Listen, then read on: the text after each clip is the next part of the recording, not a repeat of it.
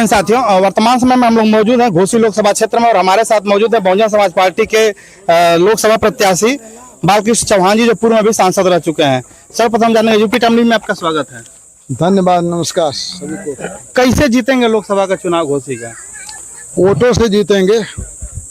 वोटों से जीतेंगे। पिछली बार जब आप जीते थे तो ब्राह्मण मतदाता भी बहुजन समाज पार्टी के साथ थे, इस बार नहीं है?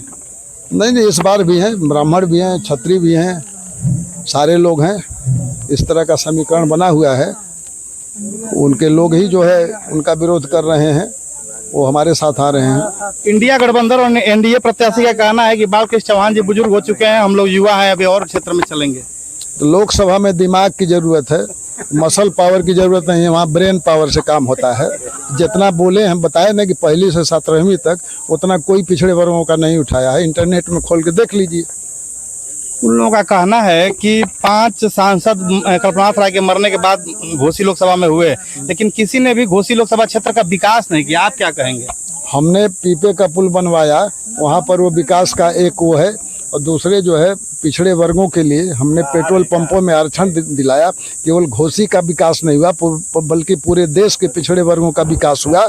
इसलिए 5 में से पहले हमको एक निकाल के 4 की बात करिए। 4 लोग कभी कोई बात नहीं उठाए। हम 5 साढ़े 4 साल तक रहे, क्योंकि अटल बिहारी वाजपेयी ने 6 महीना पहले ही संसद भंग कर दिया चुनाव के लिए, और 4.5 साल तक लगातार हम बोलते रहे, जिसको सहारा समय ने अपने अखबार में छापा है कि सबसे ज़्यादा आवाज़ उठाने वाले ओबीसी के बालकृष्ण चौहान सांसद हैं। इंडिया गठबंधन के प्रत्याशी राजू राय ने कहा कि मैंने बिना सांसद रहते हुए भी घोसी लोकसभा क्षेत्र में लगभग कई 100 करोड़ का काम किया, बाकी लोगों ने कुछ नहीं किया।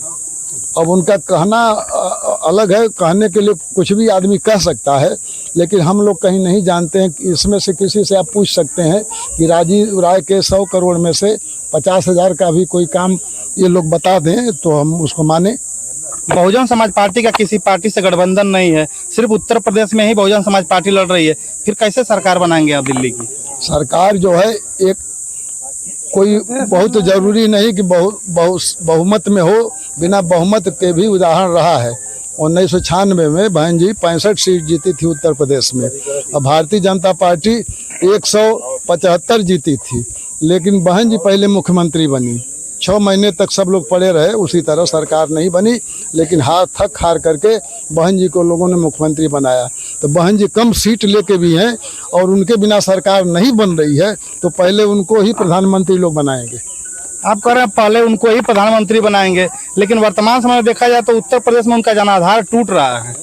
नहीं, जनाधार बिल्कुल नहीं टूट रहा है। वो तो इलेक्शन का जो ये रिजल्ट है आपको बताएगा कि घोसी सीट आप जीत रहे हैं, बगल वाले इधर जो भी सलेमपुर है, भिन्न भिन्न सीटों को आप जीत रहे हैं, वो तो सामने आएगा, रिजल्ट आएगा। इंडिया गठबंधन के प्रत्याशी का कहना है कि जब वो हमारे साथ थे तभी 10 सीटें जीतने 9 सीटें जीतने में कामयाब हुए थे, इस बार उनका खाता नहीं खुलेगा। नहीं, वो बात नहीं। क्या कह रहे हैं फिर से पूछिए। मेरा कहना यह था कि इंडिया गठबंधन के लोगों का कहना है कि जब हमारे साथ उनका गठबंधन था तभी वो इस पिछले बार चुनाव जीतने में कामयाब हुए थे, इस बार भी उनका खाता नहीं खुलने की उम्मीद है, क्योंकि उत्तर प्रदेश में सिर्फ एक ही सीट है उनके पास।